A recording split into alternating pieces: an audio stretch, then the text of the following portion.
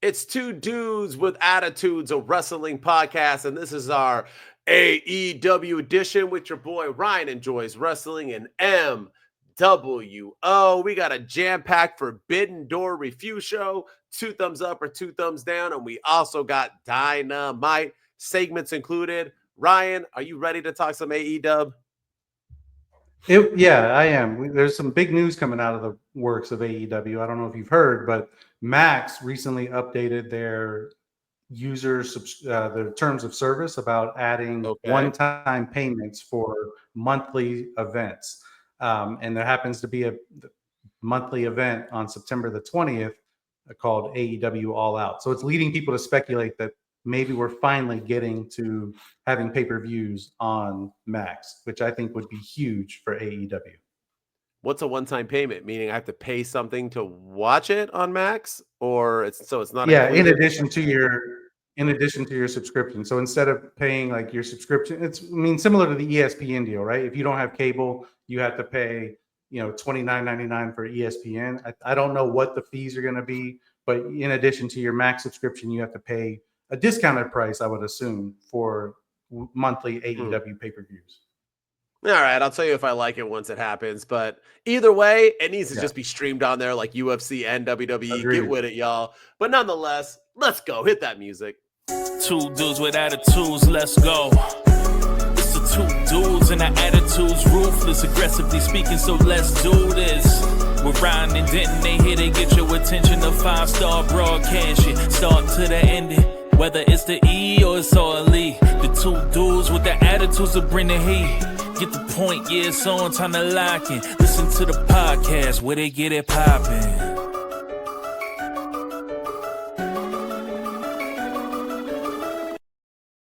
All right, with all that fun news, let's talk about a pay-per-view you had to pay for, and that's one Forbidden Door. Now, just remember before we do this, because all you AEW hardcore fans who actually listen to us are going to crap all over me.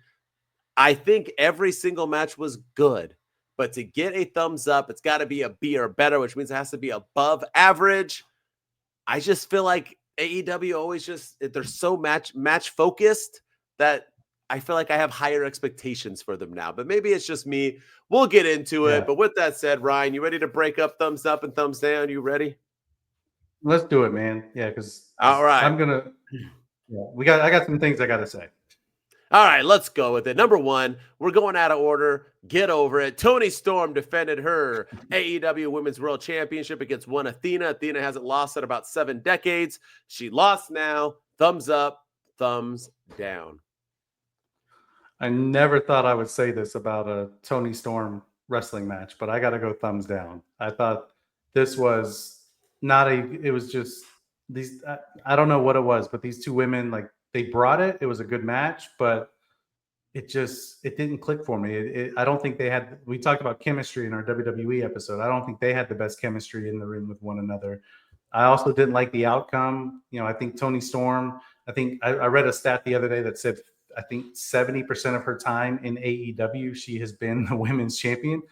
She's held it on many different occasions.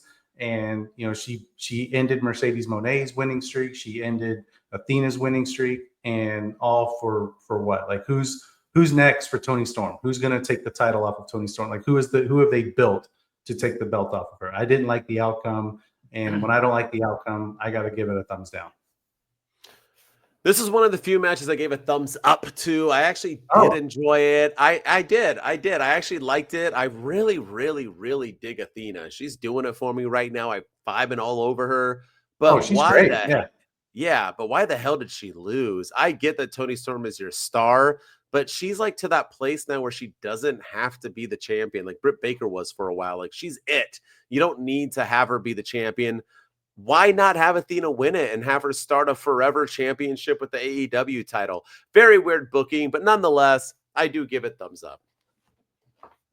Yeah. My thumbs down was fringe. I mean, it was okay, but yeah, I just the outcome ruined it for me. All right, what's next? All right, Zack Sabre Jr. defends his IWGP World Heavyweight Championship against old man Nigel McGuinness. No interference from Danny Garcia. He was just there. Thumbs up, thumbs down. Thumbs down. I thought this match was a waste of a spot on the card, especially if you're not going to turn Daniel Garcia heel and have him turn on Nigel McGuinness. And I don't know if we'll talk about this when we get to Dynamite or not, but they didn't even follow up with it. I mean, he wrestled John Moxley on Dynamite. Like there was no there was nothing about him and Nigel McGuinness. They just completely moved on from it. It was just it was a random pairing and for a randomly thrown together match, and I don't understand why. So this match was, to me, not my least. This was my least favorite match of the whole entire night. Yeah, this match is a way thumbs down. I thought it was slow plotting. I didn't really get it. I know it's all about like where the Bret the Hitman Hearts of blah blah blah, but I don't know. It didn't do it for me. And why even? I thought the whole point of Danny Garcia was to get him to cost him the match, at least to intrigue something about it. This was just a freaking, like I said, wasn't a bad match. It just wasn't above average. I enjoyed all 9 matches, but not all 9 matches were above average. There's a difference. And so this gets a thumbs down for me as well. Yeah. All right. Man. We had Cope and Christian Cage open up the match by defeating one Kill Switch and one Kip Sabian. What say you? Thumbs up or thumbs down? I'm going to go very, very fringe thumbs up, just because we got to see Cope and Cage back together again. They look like they hadn't missed a beat. They haven't teamed together since 2005, so 20 years down the road, they finally teamed together. And they look like they hadn't missed a beat as the tag team. So I thought they looked great. I'm happy to see Luchasaurus back in AEW as well. I thought he looked the best that he's looked in a while. Kip Sabian was fine. The right team won. The fact that we have Cope and Cage back in the tag division is a huge boost for the AEW tag division. So I'm going to go very, very fringe thumbs up. It wasn't the best match, but it certainly was not the worst match.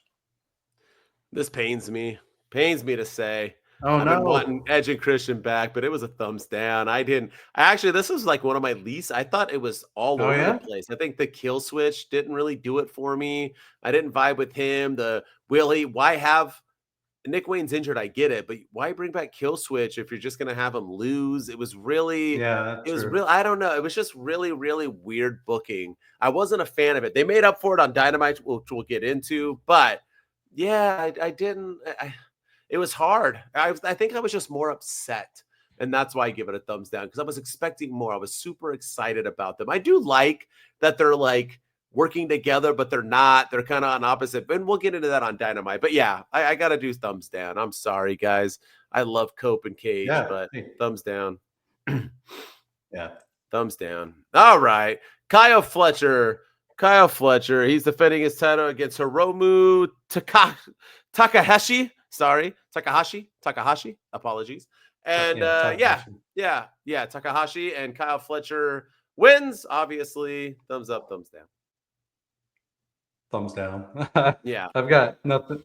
Kyle Fletcher just doesn't do it for me. Like I don't his look is stupid. He's not like, I know everyone loves him. They think he's the future of the industry. He's the next Randy Orton. He's the next best thing. I don't see it. And this match was so predictable. Like we knew he was going to win before he even stepped out there. This match just did not do it for me. This was not a good match. No matter how many flippies they did, how high flying it was not a good match. I didn't enjoy it one bit. This is another prime example of, you don't have to have everybody on your pay-per-view. And I know that people are like, bro, how would you pay $30 a month to watch 5 matches on a PLE, bro? Why are you going to pay $60 to watch 9 matches? Just add one after another with Kyle Fletcher against nobody. I don't care where he's from and how he's big there. This match did not do it for me. I'm not digging Kyle Fletcher right now either. I don't get it. I am always 100% for admitting when I'm wrong. I do it all the time. Like I'm starting to finally dig Ricochet. He's finally starting to kind of find his footing. So I'll admit I like him. But right now, Kyle Fletcher's not doing it for me. He's 100% not Randy Orton and never fucking will be. Excuse my language. That is never going to happen ever. I'm offended that somebody even said that and you repeated it. But could he be a star one day? Sure. Will he be an AEW World Champion one day? Sure. But whoever said that, find them. Give me their address. I'm going to slap the shit out of them. Randy Orton. Get the out of here with that. Randy. Oh, one of the top 5 wrestlers of all freaking time. You think Kyle Fletcher's going to be that one day? Okay. It's I'll tell you who said it. It was they host a podcast that we it's a male and a female. They're a couple. Johnny and Marissa, they're the ones that have made that point before.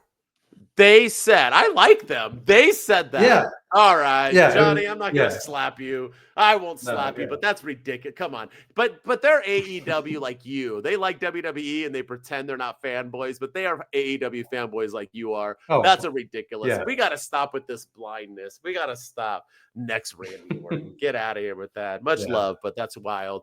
All right, Mercedes Moné defended her title in a 4-way. I don't even need to get into it. Thumbs up, thumbs down.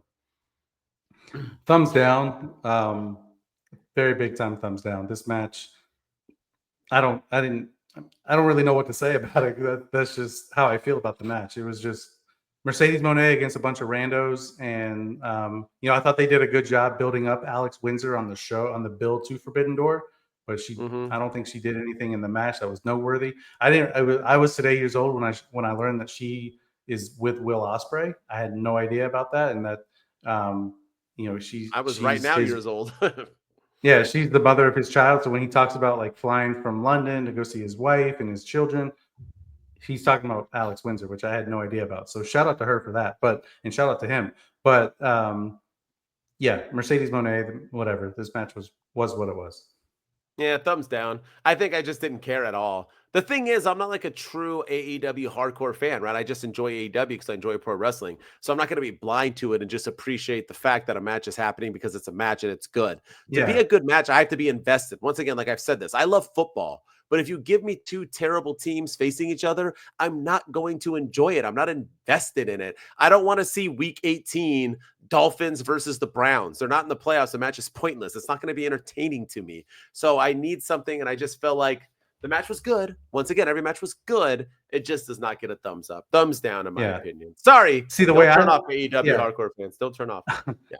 No, and I am an AEW fan. I enjoy AEW, but I'm also the same way as you. Like, I have to be invested in the story. I have to be invested in the match. You got to give me a reason to care. And the AEW does a piss poor job of giving me a reason to care about a lot of these matches. And you made the comparison of the NFL. I compare it to if I turned on Fox Sports 1 right now and they gave me the Canadian Football League and I'm in week 4 and I don't know who any of the teams are, but I've heard of the Montreal football team and how they won championships before, and they're playing some team in Toronto. Like, I don't know anything about them. Like, why should I be invested? Why should I care? What have they done to make me care? To me, that's how I feel about AEW sometimes, and that's how I feel about this match in particular.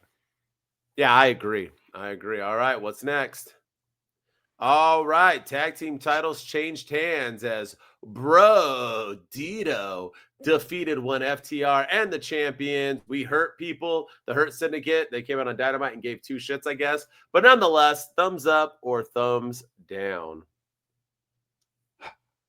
I'm going to go thumbs up for the victory for the team that won. I like Bro Dito. I think they, for a randomly paired tag team that was just thrown together because of injury and whatever, I dig them. I find them highly entertaining, and I think they're really, really good. Right. But I'm gonna go thumbs down for the match. The ending was dumb with Ricochet coming out with his goons and costing Bobby Lashley and Shelton Benjamin, having FTR take the pin. Just all the craziness there. And I know people are like, that's long-term storytelling. I'm like, is it though? Because he got kicked out. They ripped up the business card from the Hurt Syndicate. Like, I don't know. It felt very, very random. And then, like you said, the reaction on Dynamite afterwards, like they weren't even pissed that they lost their tag team championships. They just didn't seem to care. I don't understand. But I like Bro Dito, and shout out to them for getting the victory. But thumbs down for the match. Yeah, people don't know what long-term storytelling is at all. Just like they don't know what telling stories at a match is either. So they just pretend like they do. Yeah. Here's the thing. The match was meh. It was sloppy. This was actually my least favorite match, to be honest. With talent of the Hurt Syndicate, Bro Dito, and FTR, this should have been an absolute banger. Once again, I feel like I just have too high expectations because all you're giving me is matches. So that's what I expect. And I've already Yeah. seen good matches. I see good matches on Dynamite. You can't give me all the same. And like the thing about WWE is that their matches are short on Raw and SmackDown. They're not super long matches, but we get those matches on PLE, so they feel important. When every match is always a banger or a high-profile match or a 30-minute match, they just don't feel important on the pay-per-views. This was another one of them. But yeah, Bro Dito winning is fine, but over FTR, I don't know. I guess because they don't want Cope and Christian to win the tag team titles. Yeah, I don't know. Very weird. I get they're fun, but come on. Yeah. And if you're going to do FTR and Cope and Cage in Toronto, wouldn't you want the tag team titles on FTR? I don't understand that. So, yeah. Bro Dito's going to get especially forgotten. Watch. Oh, yeah. Yeah. Especially with the WWE counter programming. Like, I feel like you would want your best foot forward. Like, hey, we're going to have Edge and Christian potentially winning the tag team titles. 100%. Nostalgia. Come watch our show. But no, like now it's a non-title match. Like, I don't know. I don't get that. 100%. Why watch Brock Lesnar when you can watch literally Edge and Christian win AEW tag team titles? Like, yeah. Tony Khan don't like printing money, homie. Yep. All right. What's next? Woo! The match I called. One Okada, like you said with Obafemi in our other WWE show this week, that you will not bet against him until you see him lose. Same thing with Okada. I will never put my money against Okada. The man is him.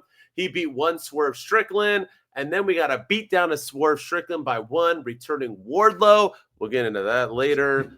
Thumbs up or thumbs down on the match, though? Thumbs up. I think this was one of my favorite matches of the night. I thought, shout out to Swerve. Apparently he was wrestling with like 2 torn meniscuses and all these aches and pains in his knee, and he's going to have to miss some time. And, I thought Okada, I don't know what he does, but I feel like he kind of, I hate to use this term for a wrestler, but I feel like he phones it in on the build. And I feel like he phoned it in on the build to Forbidden Door, but then he shows out on game time. He shows out on pay-per-views. And he's like Allen Iverson, right? Like he didn't want to go to practice. Like he talked about practice, but then he goes and drops 85 points in a basketball game. It's like, that's how I feel about Okada. Like he phones it in, but then when it's time to deliver, he's there. And this match was my favorite match of the night. I thought Swerve and Okada both brought it. I could have done without the Wardlow thing. Like, I love Wardlow. I'm glad he's back. But putting him in the Don Callis family, like, what do you think? Like, what? He's already been in every single faction that AEW's ever had. And he was in all of them for like 15 minutes. I have no doubt that this one's going to be different. But I don't understand why. Like, Don Callis family has 19,000 people in it. Why are you putting him in there? Like, how does he benefit from this? He's an AEW day one guy. I'm excited that he's back, but he should have came back solo. I don't get Tony Khan. For somebody who hates Eric Bischoff and makes fun of WCW on a nonstop basis, he really likes to copy WCW. This is like the NWO all over again, where you have a faction and then you're going to overflow it by putting everybody effing in it. And now they're not important anymore. No one's going to care. And this is it. Wardlow was already unimportant. On SmackDown, he was just in a suit. He introduced everybody, and Wardlow he didn't even introduce. He was just like sitting there like, I'm in a suit. Why are you in a suit? This is exactly the last time Wardlow was on TV. He was squashing MJF because he was sick of being that person. So you have him disappear and come back as that person again. Nonetheless, that's not even the point. This match is a thumbs up. If you would dare give Okada versus Swerve Strickland a thumbs down, I'll do what I was going to do to Johnny earlier, and I'll find you and smack the shit out of you. This match is just, there's no way you can. They could have just came in and took 2 dumps, and I would have said, holy shit, literally. Great match, phenomenal, right person won. And yes, I'm going to praise somebody else later, but I got to say, in WWE, yes, everyone wrestles injured. We had some Seth Rollins moment at WrestleMania. We had Cody Rhodes in the Hell in the Cell. Swerve Strickland, this PLE pay-per-view, doing that and wrestling with how injured he was just because that's how dedicated he is. Bravo, Swerve Strickland. So, yeah, and pulling out a good match. Good for them. Good for them. Yeah. All right. Hangman Page in the most predictable outcome of the card, defeating MJF for the AEW World Championship. MJF like beat him, I guess. And then I don't know. Thumbs up or thumbs down? What say you?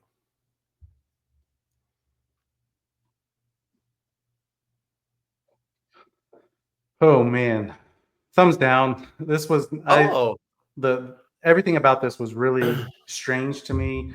I think the match at Revolution, I thought that we were at in person was 10 times better than this match for the world title. I don't know what it was. Like I think like the referee spot where Hangman Page had his foot on the rope, but the ref had his back to him, and MJF had the pin. He had it all. You know, he had the title one, but I feel like they botched that whole thing, and then the Mark Briscoe interference. It was just all kinds of stuff. I'm like, what is going on here? And then Tony Khan at the press conference saying that because of MJF's behavior, now we have to whenever you cash in the contract, you have to announce it a week ahead of time, so you can't just do it at the last minute. So to me, that tells me that we're not going to get any more surprises. Like I thought for sure, like he would lose and then immediately cash in for All Out, or he would cash in on Dynamite, or he would cash in immediately after the match and keep going until he won. But none of those can happen anymore. I don't know. This match I like Hangman Page. I feel like he's killing it. I think he's doing his thing. I love MJF, but this match, for whatever reason, just didn't land for me. So very cringe, thumbs down, but thumbs down nonetheless. I liked it. I give it a fringe thumbs up. I actually like the Mark Briscoe because for whatever reason, MJF wants to wrestle him. You might as well have Briscoe do something so he can continue on. Having, I don't like the Tony Khan thing. He already signed the contract. You can't change a contract after it's signed unless you agree to a new contract. So I don't understand how you could just all of a sudden say, well, it has to be 7 days now because I want to feel important. No, that's not how it works, Tony Khan. That's stupid. But nonetheless, we all knew this was going to win, but it was still a good match. I enjoyed it. I liked MJF's new look. He had shorter hair, cleaner beard. He looked pretty damn good. I liked it all. Props to them. I like Hangman, and now it's time for him to go up against one Darby Allin, so I'm excited for that as well. Yep. We'll see all what right, happens. What's next? We'll see. All right. Team Will Ospreay defeats Team Jon Moxley, but at the end, the Team Moxley completely lays Will Ospreay out, leaving him out for the foreseeable future. Thumbs up, thumbs down. Also, Darby Allin got an ear piercing. I don't know. What say you? Oh, I hate to be critical, but thumbs down. The stuff with the screw, like what was it, a screwdriver in his ear or whatever? Like it was just, I don't know. And like just dragging it all the way down. Like why do we need to do these kinds of things? And then even the match was fine. It was what it was. But then the beatdown afterwards of Will Ospreay, everybody that on the babyface team looked like freaking idiots. You had Darby Allin who just climbed the biggest mountain in the world in Mount Everest, but he can't climb a cage. Like, are you kidding me right now? Like he literally climbed Everest, but he can't, like he's trying to open a cage door that the Death Riders have locked. But Marina Shafir's climbing the cage. So is Wheeler Yuta. So is Gabe Kidd. They're all climbing it, and Darby Allin's like, I don't know what to do. Kenny Omega starts climbing. I'm like, Darby Allin looks so confused. I'm like, what? This is so stupid. I thought the ending was. Shout out to Will Ospreay for wrestling with a neck. I thought he protected himself a little bit better. He kind of toned it down a little. He did some crazy spots still, but yeah, this match was all over the place for me. So very thumbs down all the way. I mean, this is a huge thumbs down for me. I don't like these matches at all. And I saw a bunch of AEW hardcore fans who actually said they didn't really like the spots in this match. They didn't enjoy the match, but it is wrestling and they see why but it's not wrestling. This isn't wrestling. No. Wrestling isn't a horror movie. Like, why? Here's the thing with Darby Allin, right? Darby Allin is the modern day Mick Foley. And I respect him for that. And I respect people say he's Jeff Hardy. He's not Jeff. Jeff Hardy didn't do shit. This is Mick Foley. He's going to get thrown off of cages. He's going to get thrown out of arenas. He's going to hit by cars. He's going to be putting his body on the line. But Mick Foley didn't mutilate himself. He mutilated himself on accident.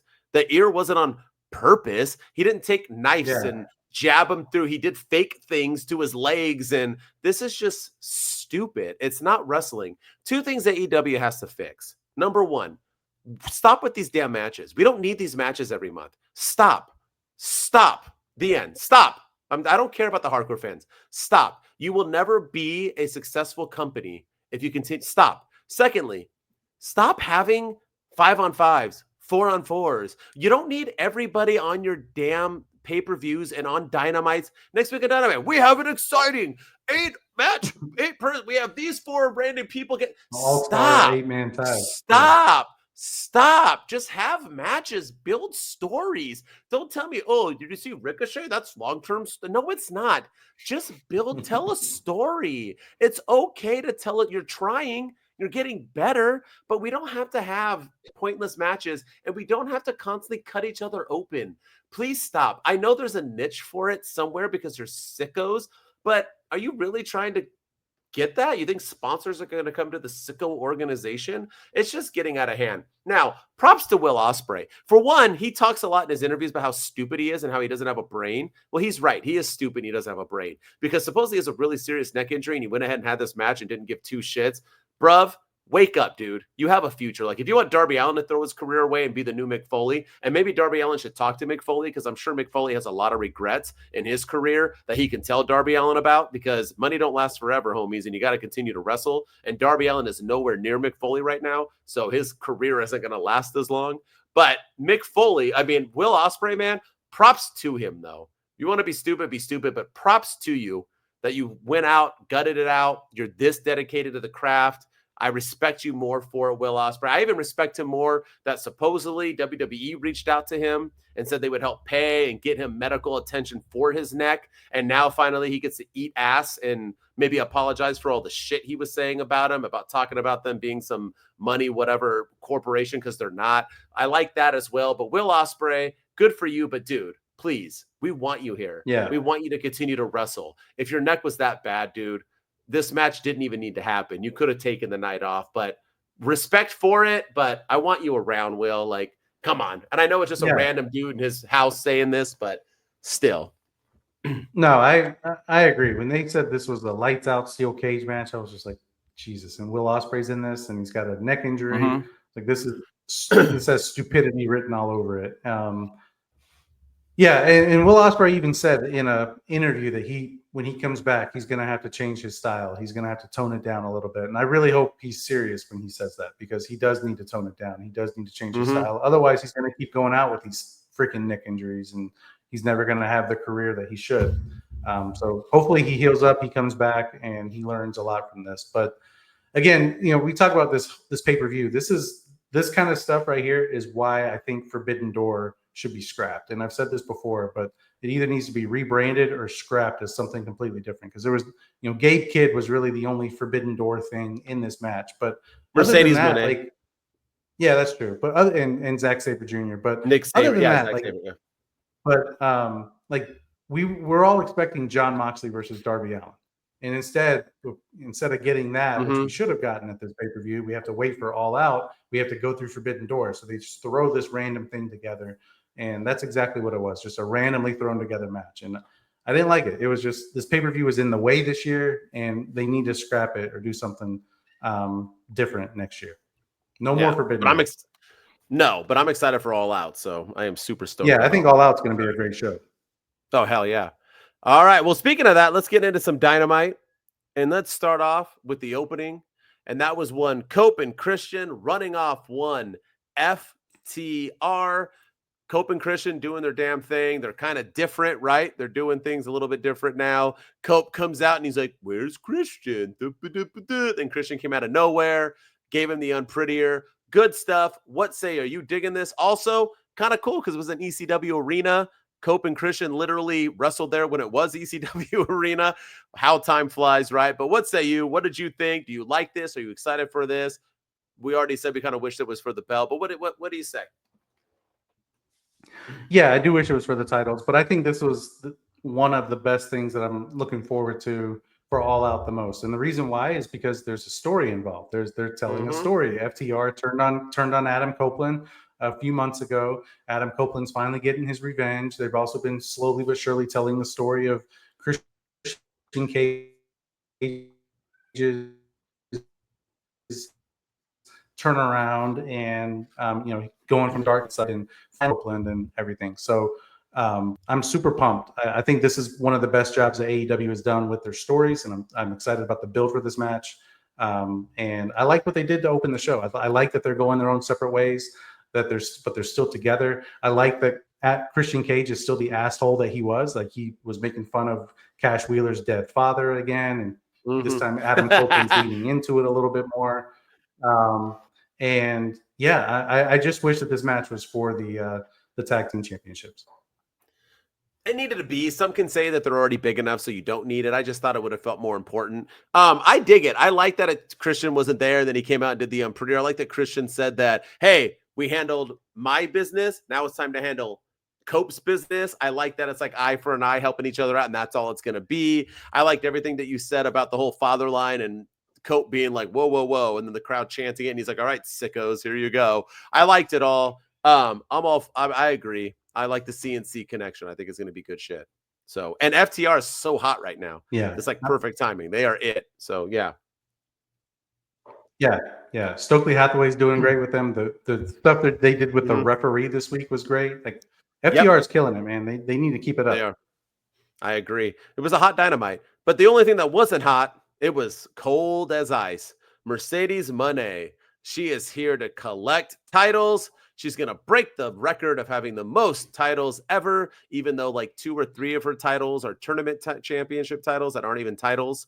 So I don't even get what we're doing here. But nonetheless, what say you? I made a TikTok about how I thought her name should have been Crickets Moné because it was crickets. And I had one person, only one, come at me that I was an idiot and I'm a moron and I only talk to get clicks, that she was so cheered and this and that.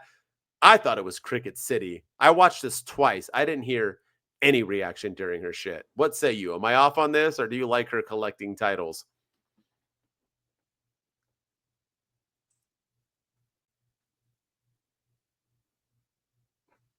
Yeah, I think Mercedes is. I said this last week that she's struggling. She needs a character change. She needs an overhaul. She needs something. She needs to change. They need to do some. They need like a reset on her because she came out to crickets last week, and I feel like each and every week the crowd continues to lose more and more interest in her, and I hate it because she's so good. She's so talented. She's so much better than what AEW is presenting her as. And none of these titles, like, to me, she should be promoting. I understand she's the belt collector and she's trying to collect all these titles and everything.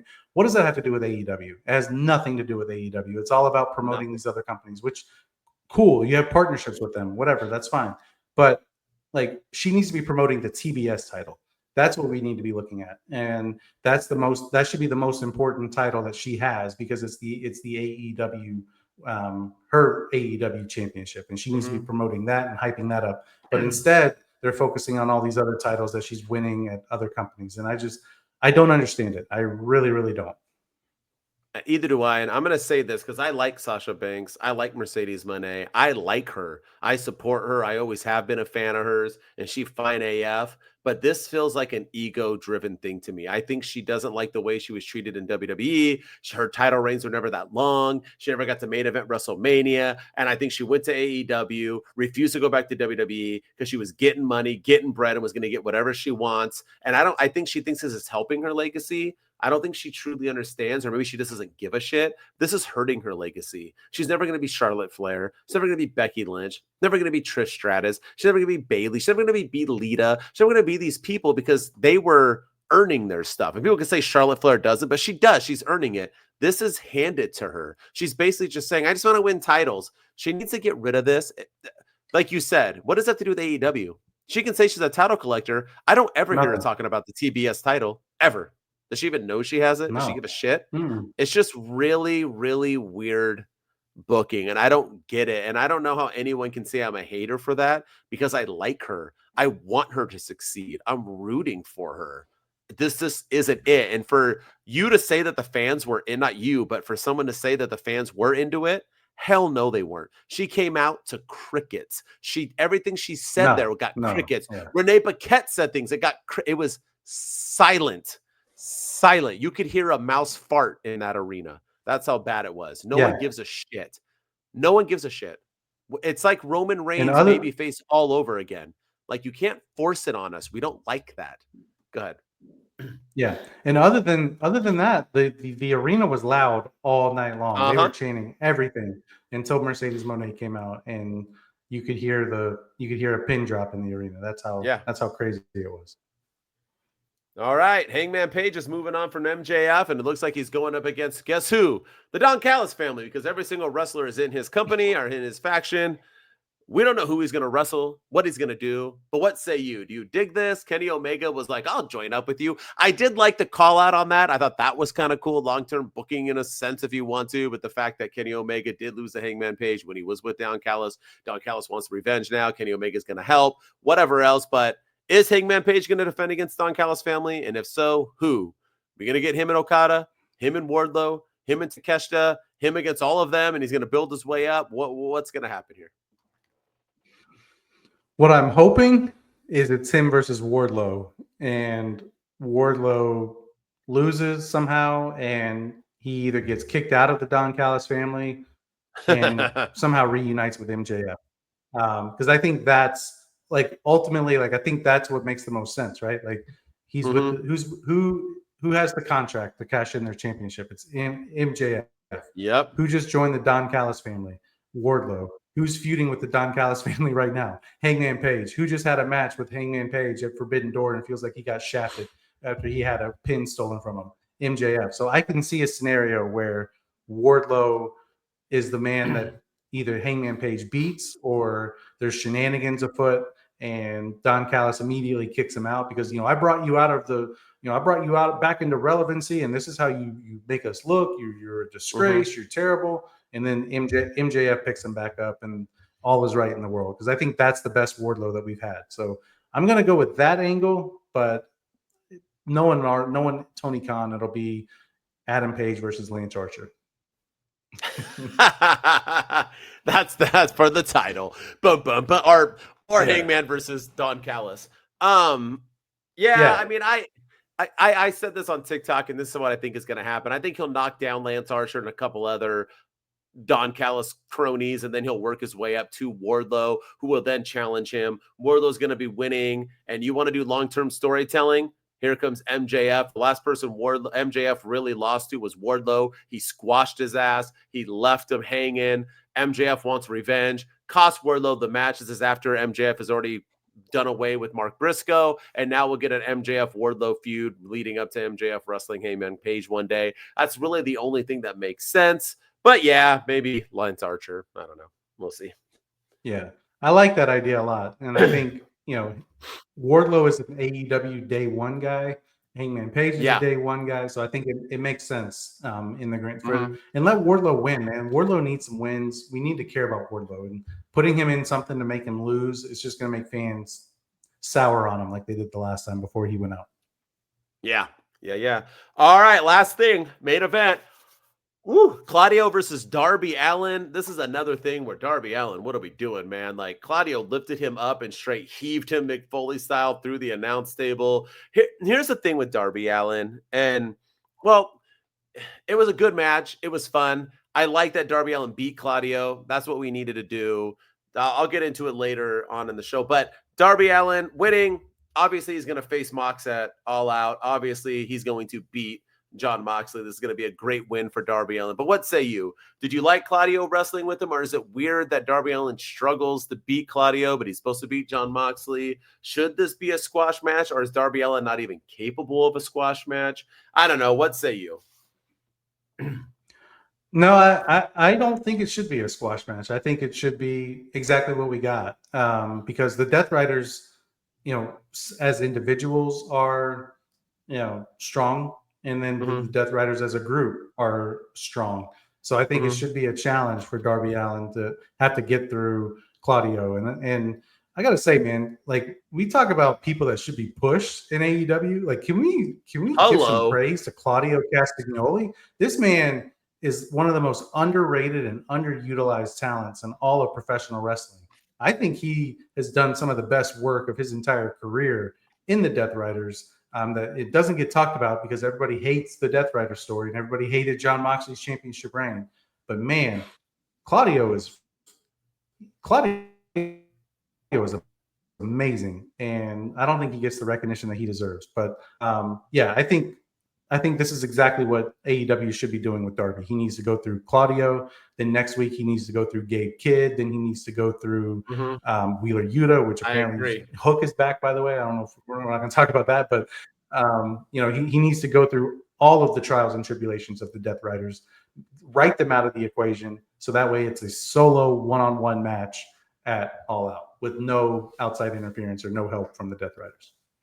Yeah, I agree with that. And Claudio, it's so funny because when he was in WWE, he was utilized and shown on TV, and he had matches just like he does on AEW, but he was never given that huge push. And everyone's like, oh, AEW is going to get the push he deserves. Oh, is he? He still looks like somebody who is underrated, not getting utilized correctly. So, yeah, there it is. Yeah, but he's all right. Yeah. He really is. He is that guy, and he looks great. All right, that's Dynamite review. Fantastic stuff. Good episode of Dynamite, man. Like I said, and minus Mercedes, I liked it all. Hook coming back was whatever, only because he like punched Wheeler Yuta, then like walked away. I'm like, if you're gonna come out here, at least beat his ass. Like he just was like, slap, see you later, and like didn't say anything. And he kind of looked like he beefed up a little bit, but like in a burger eating way, like Sheamus, not really like in a muscle way, but I don't know. Yeah. Nonetheless, I like Hook. I thought he should have burgered his way over to NXT, but it is what it is. But yeah, man, that was AEW Dynamite. I like it. I'm excited for All Out. I'm super stoked, and hopefully we can get it for super cheap. If we have Max soon, we'll find out. But let's get into it, man. It's segment time. True or false? You ready? Always. Let's do it. All right, this is where we're going to ask each other a couple questions, a couple things about AEW, and then we'll say if we think they're true or false. Ryan, you get to go first. Hit me with your best shot. All right. We haven't really talked about this, but it's something that's making the rumor mill right now. So I'm going to go true or false. Chris Jericho will leave AEW when his contract expires and return to the WWE. True. Oh, it's true. It's damn true. He's already there. Don't even hit me up. I think the only question is it going to be at WrestlePalooza or is it going to be at the Royal Rumble? People claim that his contract is up in December. I don't really buy that. He hasn't been on TV forever. I think him and Tony have a really good relationship. I think Jericho could do whatever the hell he wants. He basically put AEW on his back to get them where they are, and that's a fact. I think where is he going to premiere? I still think it's going to be WrestlePalooza, but it would be cool to see the countdown happen at Royal Rumble. Nonetheless, Jericho is flipping out of there. He is not. Nope. What's the point of him in AEW? They are what they are. They're not getting any bigger. ROH ain't getting any bigger. They don't need him anymore. He's done everything he needs to do. He wants to retire soon. Go retire in WWE, make the Hall of Fame, right off in the sunset. Yeah, I think he should stay in AEW personally, just because just because I think it would really hurt AEW to lose Cody Rhodes and Chris Jericho. You know, you had your first ever world champion and one of your EVPs and one of the founders of the company both leave the company. Like, to me, that's not a good look. So I think Tony Khan should do whatever he can to keep Chris Jericho in AEW.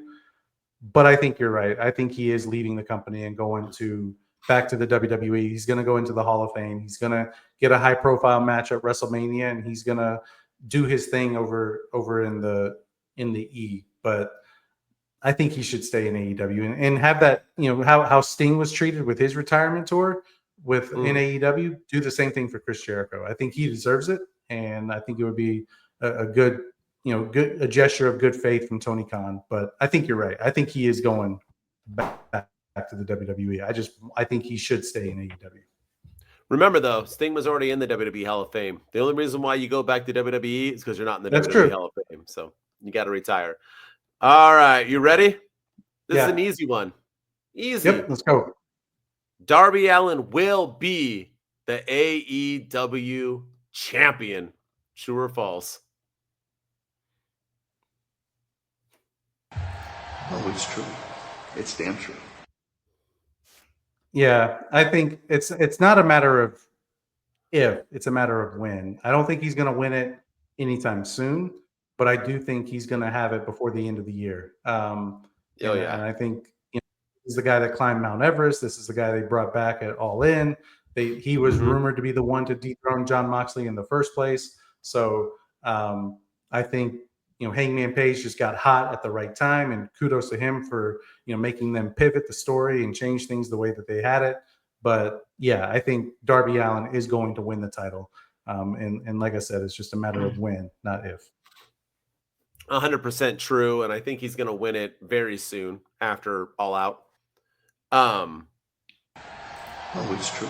There it is. It's damn true. Darby Allin is him. Not only is the man a beast, he walked Mount Everest, got hit by a bus, lives to tell on both of them. He's a phenomenal wrestler, a phenomenal talent, an original AEW guy. And like Jack Perry, he deserves his flowers, man. And Jack Perry had a good TNT title run. I don't know where the hell happened to him, but Darby Allin is here. He's going to beat Mox. He will beat Hangman Page or MJF, whatever happens. But Darby Allin deserves it, man. He deserves his flowers. I have two things, though. Number one, he needs a new finisher. You will never be a believable world heavyweight champion if you slowly drop your back on somebody. It's the way he beat Claudio like that. Ball. He got beat down by Claudio forever and was kicking it at everything. And then he trust falls on Claudio and he can't get up. Stupid.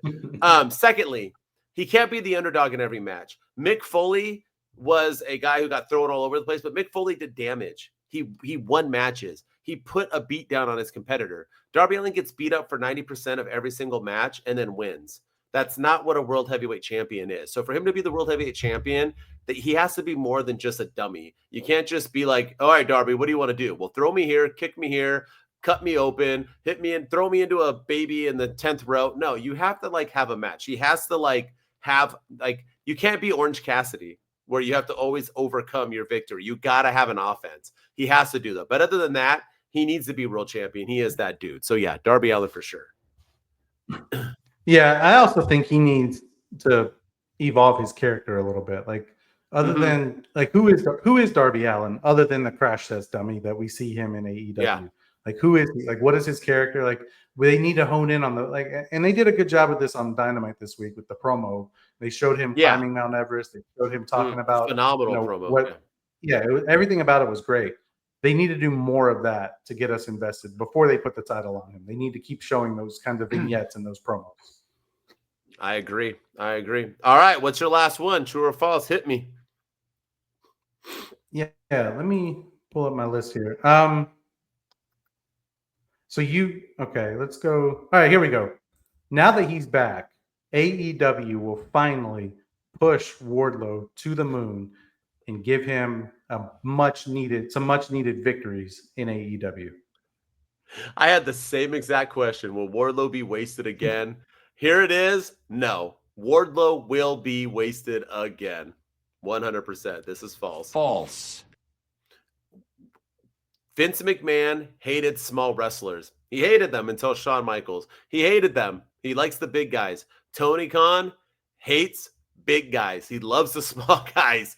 How many big world heavyweight champions have there been? Samoa Joe? He hates big guys. And Samoa Joe ain't even a big guy. He hates big wrestlers. I don't know why. He had an opportunity with Wardlow to push him to the moon when he squashed MJF.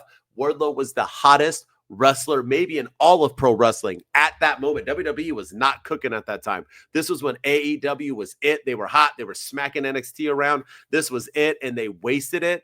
And you bring him back and put him in the Don Callis family and follow that up with the next night on Dynamite, he's wearing a suit.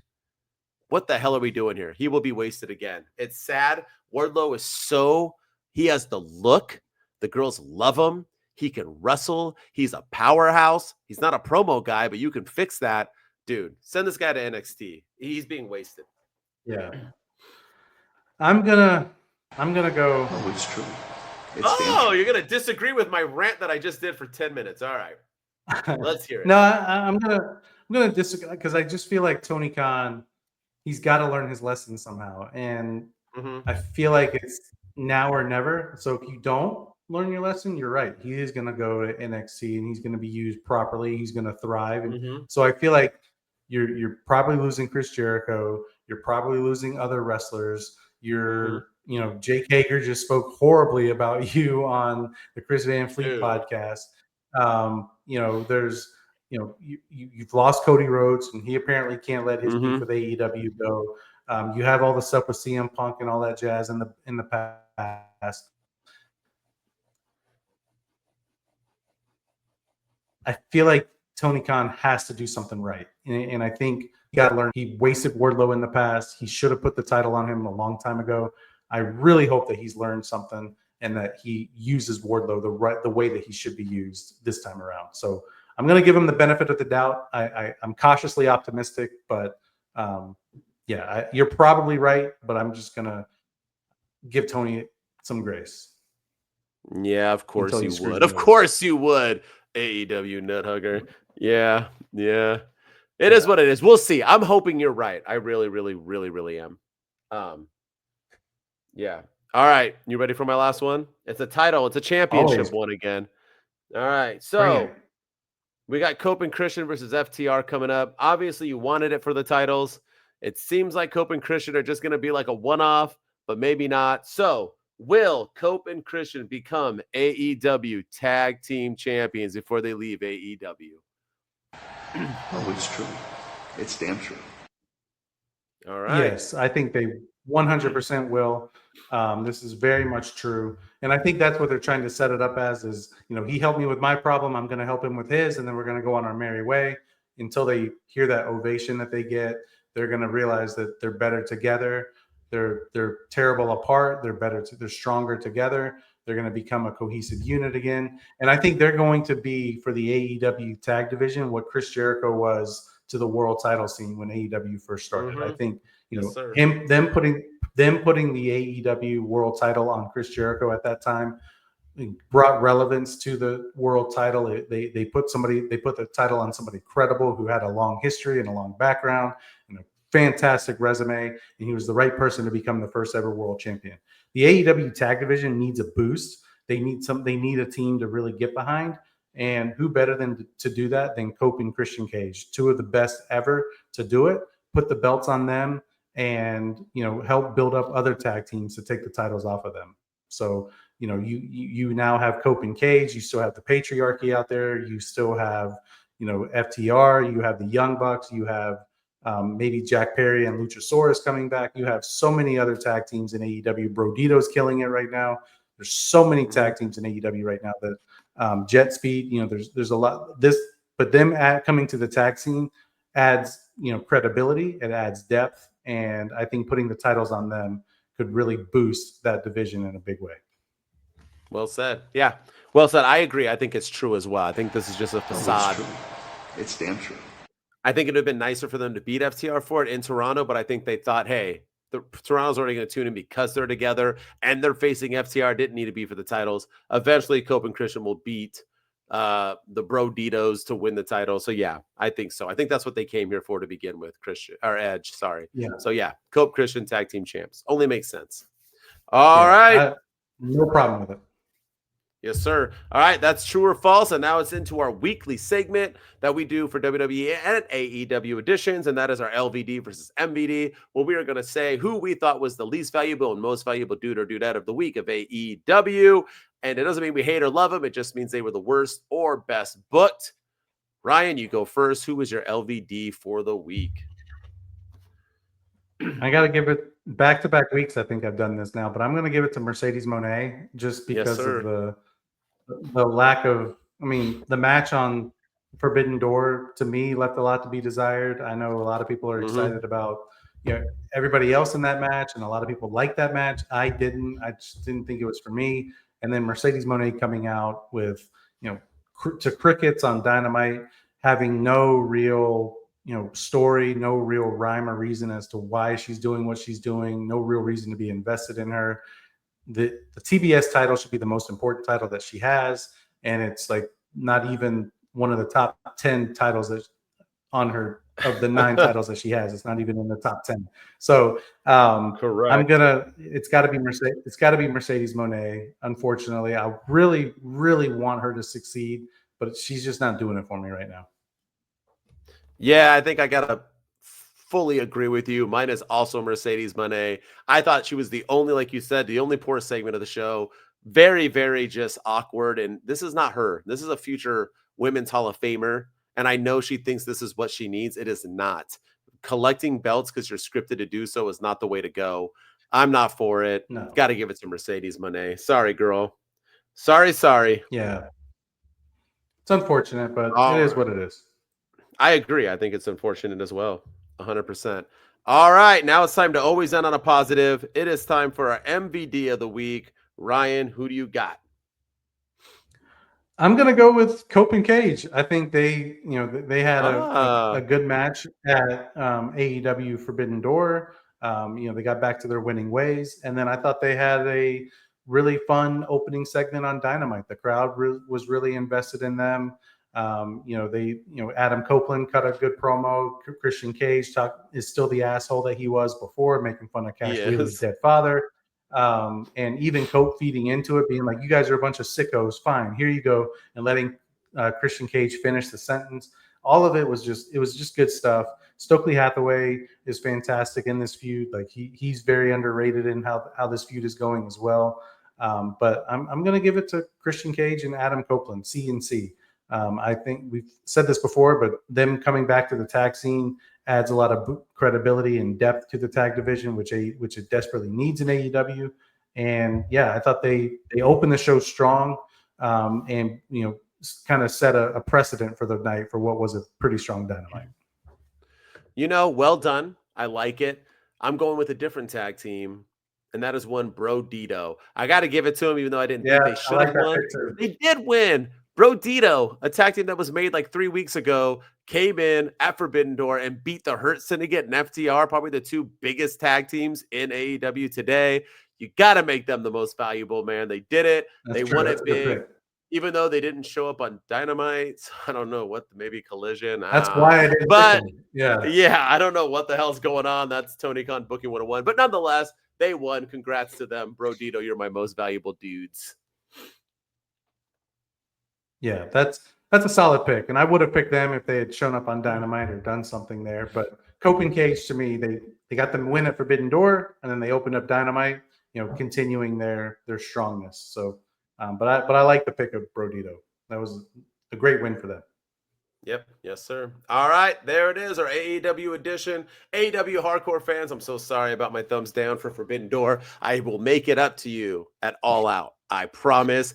As always, thank you for subscribing. If you already subscribed, and if you're not, what the hell are you doing? Hit that damn subscribe button. 5-star review us. Let the world know. Get us going. We're doing our best, and we're trying to get out there and be popular. Shit, maybe we can get a gig on ESPN, huh? We can talk a little WWE. Let's go. We need some people. Help a brother out. As always, if you just want to listen to me yappity yap yap, you can catch me on all social media at my_wrestling_opinion.